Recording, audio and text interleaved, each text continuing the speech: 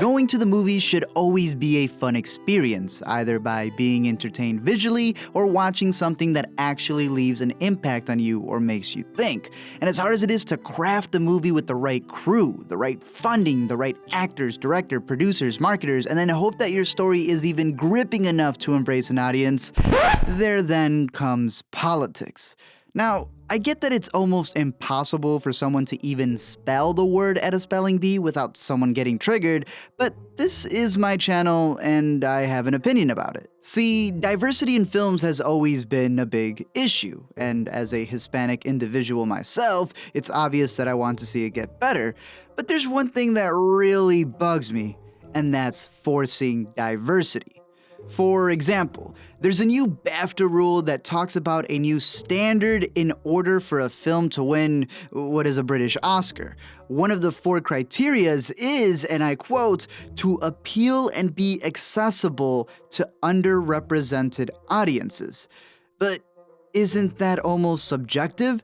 What if a minority doesn't like those British movies that come out of nowhere during awards season? Does that mean they can't ever be considered eligible? Are we going to get Diego Luna as Hitler in a World War II biopic because we have to squeeze in a minority even if the setting doesn't account for it? It's situations like these where I get a little skeptical if these changes that I do want are actually going to be beneficial or hurt the medium of film in general. That rigorous rules need to be applied in order to fix problems that aren't really going to change what certain people feel inside. And in a sense, it's almost just a band-aid fix. And so that leads me to the movie Passengers and the problem with labels and expectations. See, back when buzz was building about the movie, Jennifer Katniss Lawrence wrote about the leaked Sony hacking revelations and how she was getting paid less than the dudes in the movie. Ironically, people jumped to her defense when she wasn't even angry at Sony, but herself for not campaigning to get more money. Even more so was that it turned out she wasn't even underpaid, she just worked less days.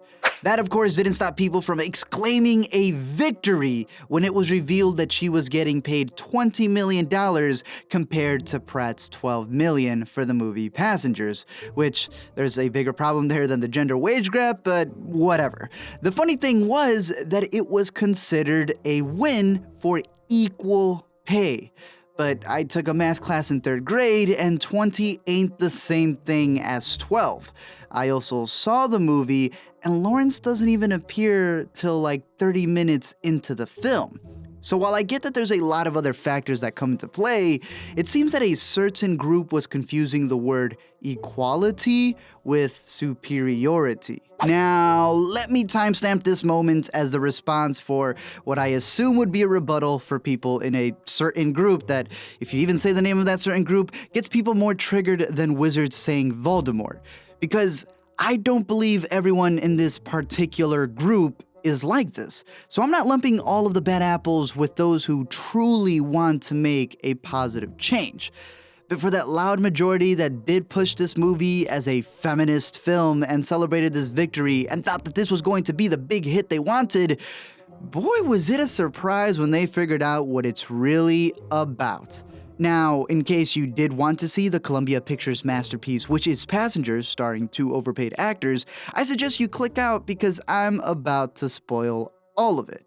See, the entire movie revolves around Chris Pratt waking up 90 years too early from cryogenic sleep, spending an entire year alone in space, and then deciding whether he wants to wake up Jennifer Lawrence because, well, he's lonely and she's hot.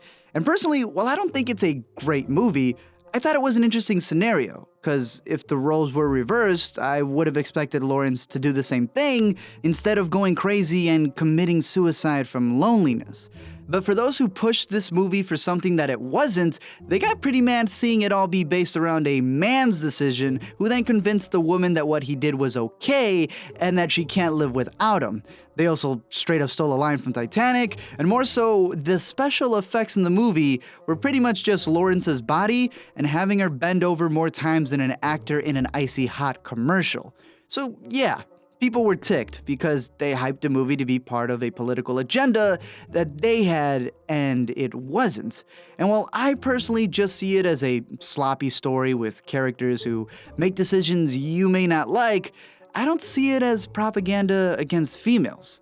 I mean, Lawrence herself is in the movie and she knew what she signed on for. So while people want to make these headlines and exclaim it to be this big thing that it really isn't, they're avoiding what it really is. And that's it just being a mediocre movie.